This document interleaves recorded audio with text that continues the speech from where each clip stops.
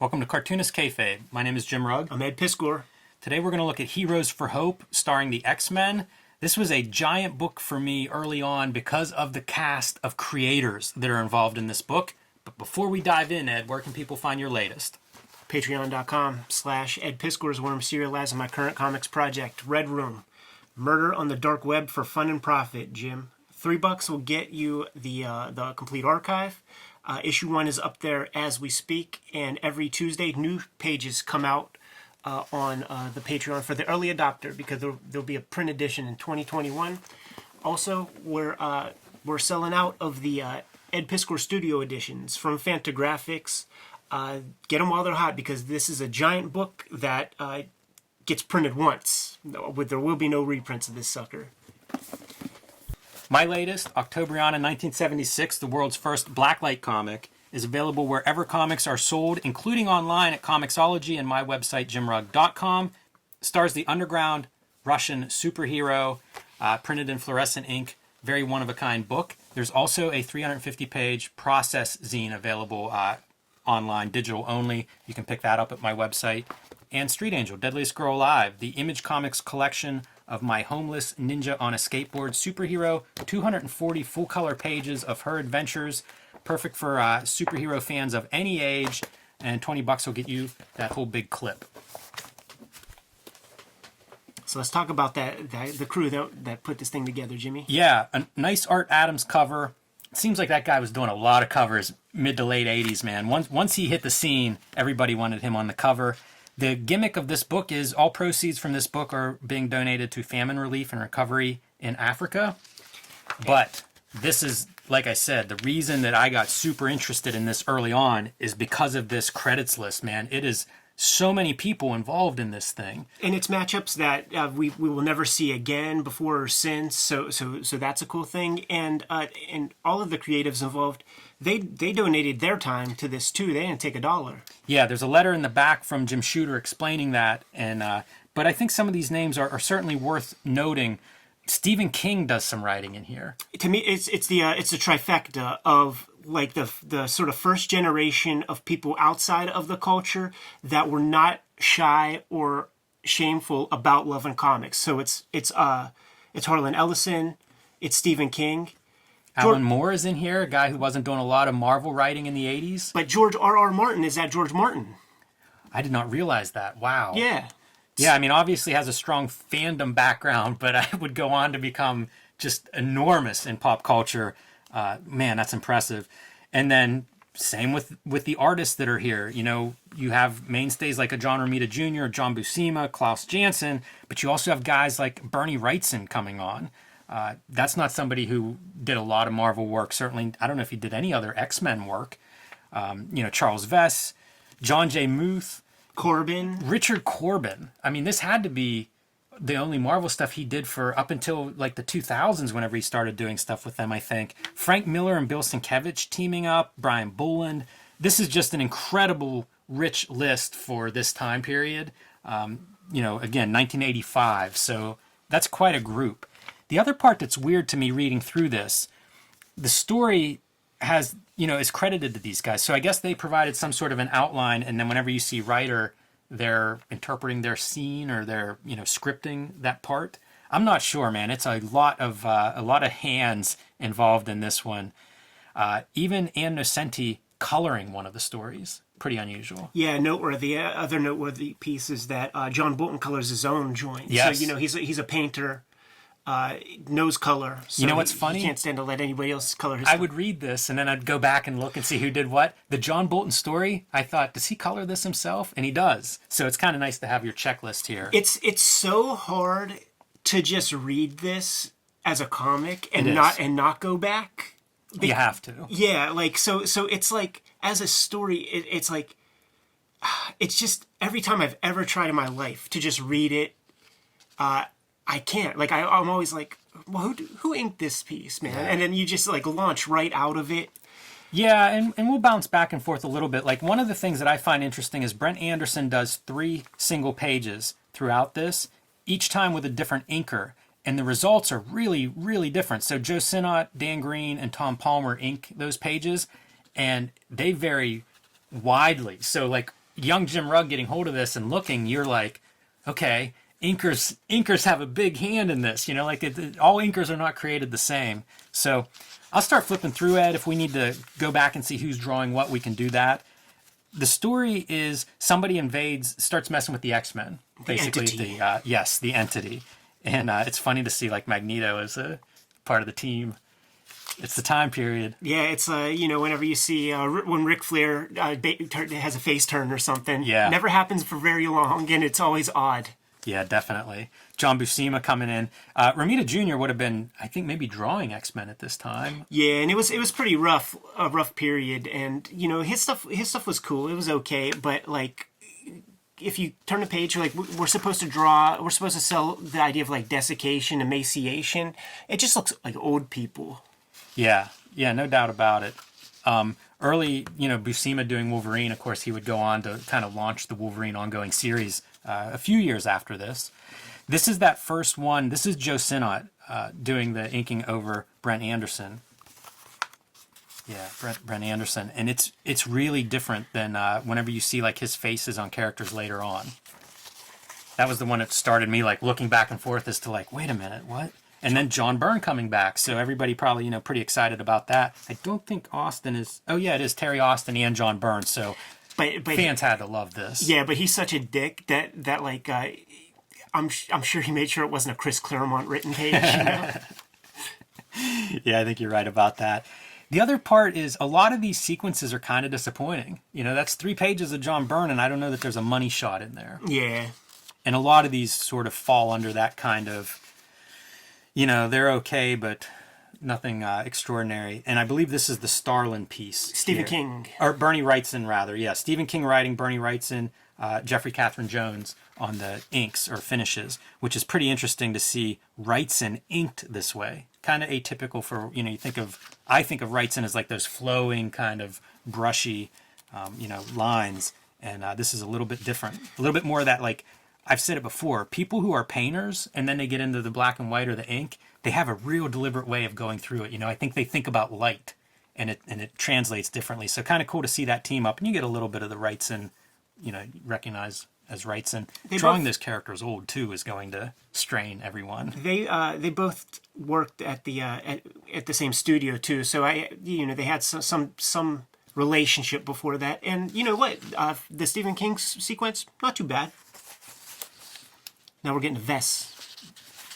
Yeah, Charles Vess drawing these. Charles Vess, a guy we haven't looked at very much, but, it's great that they bring these guys in. Because, like, Charles Vess just doesn't do a lot of Marvel stuff or a lot of superhero stuff. So, pretty cool to see. And then, like, who do they marry him to? Nightcrawler. It's a good fit. Good fit for a guy who's kind of known for fantasy and atmospheric kind of art. Pretty good. Works out. This is your second Brent Anderson, this time inked by Tom Palmer. So very different approach. You don't see any of those kind of fine feather lines that Sinnott was bringing to faces and things. Unmistakable here, Richard Corben doing early line work for Marvel Comics. Yeah, and this is the Alan Moore sequence. And this is... You could find Chris Claremont on the record. I tried to get him to go in that direction on our shoot interview, but he wouldn't take the bait. In the past, he talked about how Alan Moore took him to school with just this 3-page approach to Magneto. And it's all about this panel here because, it's established that Magneto, Ashkenazi, Jew, in the concentration camps, all of that. But what happens to Magneto? He essentially becomes a eugenics kind of fascist himself. So it's Hitler saying like, yeah, thanks for doing my work for me. And then he's like, oh shit. I didn't think about it that way. But then it's also, if you go back real quick, it's also, we get to see Corben do stuff like the Blob, Mastermind, one of the greatest Toads I've ever seen. That's really cool. This side of Rob Liefeld's. Yeah, it's pretty good. Probably one of the most memorable sequences out of this book is these 3 pages. I think so. Really nice. And once again, oh no, I'm telling lies. It's Mike Kaluta and Al Milgrom teaming up on this sequence. I was thinking it was Brent Anderson because to me this line work, it stands out as being very atypical Al Milgrom inking.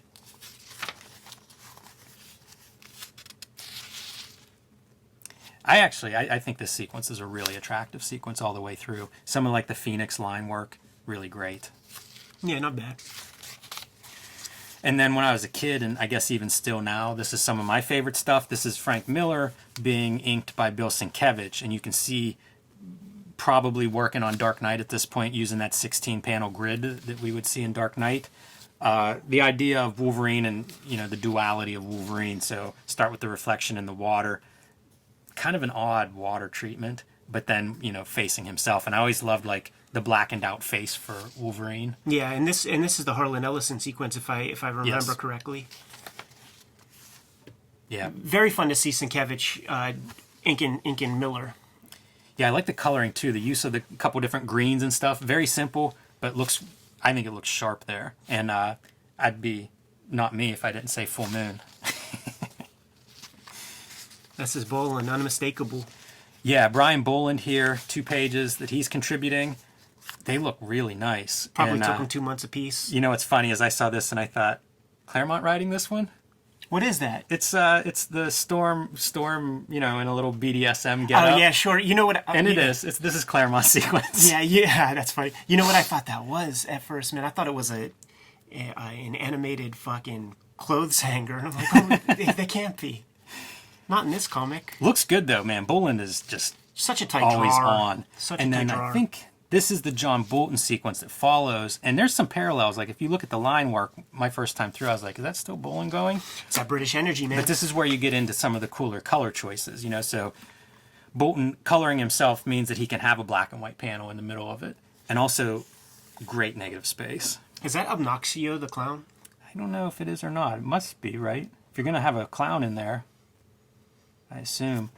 But man, Boland's really good. It's surprising. Bolton's really good. It's surprising that, I don't know, somebody didn't find a book to put him on, like a high profile kind of monthly for him. Yeah, I just don't think that that's his interest. It must not be, but I mean, it's really strong work. Not just here, obviously. Like I always think of those classic X-Men backups that are just like, dude can draw anything. Steve Rude making an appearance for a couple of pages, focusing on Storm. Just such an impeccable figure drawer, man. Yeah, for sure. Like I look at these and it's like I want a money shot. You want those good moments, and it's like that's a really nice Storm. It's not a splash page or anything, but pretty good looking. So kind of what I'm going for there. Brett Blevins and Al Williamson. I feel like I always see people talk about Al Williamson will make anybody look good. I just read an interview with Mark Schultz, and that's kind of what he was saying is like, he'll take a good artist and put him to the moon, and he'll take a bad artist and make him serviceable, and what a great talent. This is a George R.R. Martin sequence, and it's sort of, knowing Game of Thrones and stuff, like you could sort of feel the vibes, man, because it's like, you got you got your poor people who are sort of begging for food, then you have, the saviors or whatever. I can't even remember how they determine that they're going to deliver some food. Like how that connects to the entity thing. But that is what happens here. This is, I guess, tying into the theme of the overall book, is delivering food to this famine, this country that's facing famine. And George is trying to get something in there, man. So that airplane, it just ain't stopping. And it's about to go right into the crowd. So it's up to Nightcrawler to teleport some people out of the way. Yeah, it's ridiculous how close to inept these characters kind of are. What would you do if you didn't have a teleporter on board? And, delivering food, like I said. So Herb Trimpe in this sequence, and then Gray Morrow is coming up here and doing pencils and inks himself. The big piece on Rogue. That entity has followed them, so they continue to try to figure out what to do with this entity.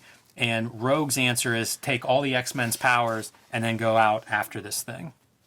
Gray Morrow's just figure drawing is so perfect, but it really does kind of lack comic book dynamics. Yes. So it's very static stuff, but very well drawn. And then followed by Paul Galassi. Do you think the full moon is noted in the script? Because you couldn't have, the moon's been pretty prominent a couple times. What if we had seen like a half moon somewhere? This whole story would fall apart, hanging by a thread. One of those key design elements of comic book illustration, man. Like the unspoken code. When in doubt, it's full moon. Yes, the visual Wilhelm scream. Alan Weiss and Joe Rubinstein here. Alan Weiss is near and dear to my heart, and George R. R. Martin as well, actually. But Alan Weiss on the very first Fantastic Four letters column, he's got a letter in there, dude. Fantastic Wow. Four number 3, he's got one in there. So, fanboy from way back, man. Pretty cool. Grew up to become a cartoonist. Good for him. Jackson Geese, or Geis, and Steve Leola. Yes, man. Straight off of Megaton. And a very, two 6-panel grids here. Very straightforward storytelling from them. Got to get those fights in there. Wolverine looks really good, I think, throughout that sequence. You know what he's doing? He's appeasing Jim Shooter with that 2-pager, man. Keeping those mid-level shots. Well, this might be early Jackson Geis at Marvel, so it's that's like what I'm saying, man. Got to follow those rules. And this is a fun team up. Chaykin doing pencils and Walt Simonson doing inks over top. I think they shared a studio at this time. Kind of interesting to see those two styles blend together because I feel like you can see both of them on display. Yeah, for sure. Chaykin's natural line work lends to the Walt Simonson ink. It's like they developed their styles in tandem anyhow, so it makes perfect sense. And then when you see, knowing that Chaykin's the guy who brings it home, and like seeing Storm in that outfit and knowing Black Kiss, I mean, Yes, it adds a different tone it does indeed. to the Mohawk Storm. It looks really awesome though. Nice to get that like split panel. Something that he's done other places all the way back to American Flag and maybe before that even, I would guess. But that really cool like figure shot, always welcome, and something lots of cartoonists have done since. It's a cool document. I think, lack of money shots could be conducive to lack of pay in a certain way. Not saying that they're being withholding, but drawing some super dynamic hardcore stuff can be time consuming. You would need to plot that stuff out, and everybody's got to pay their rent. And this is Jim Shooter, and Jim Shooter era is like story emphasis. Yeah. So that's probably something like not only you throw in your full page splashes in the middle of this when you have 2 pages to tell your chapter. There might be some pushback from the guy in charge over that. I mean, definitely not the kind of storytelling that he was promoting at this time.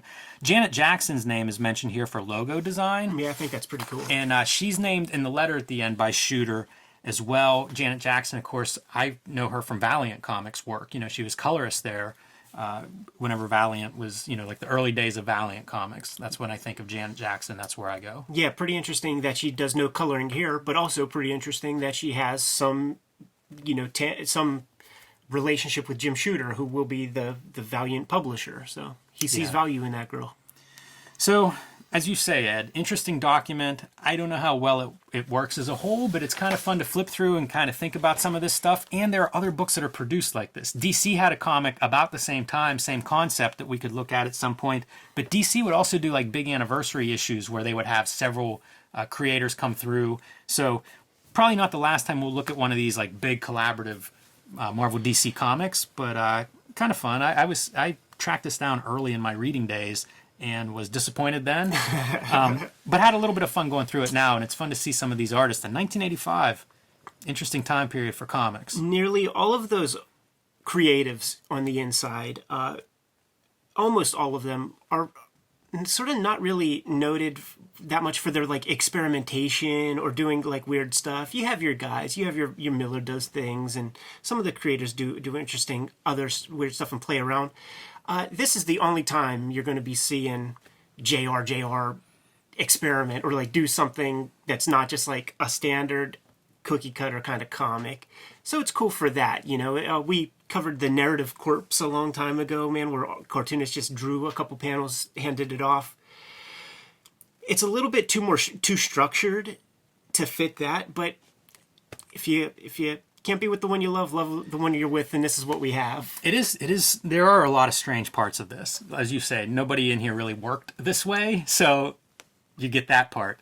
It also calls to mind like the early Marvel crossover where it's a bunch of cartoonists locked in their apartment for a weekend, passing pages back and forth, sleeping in the bathtub, and trying to put together a Human Torch Submariner big fight.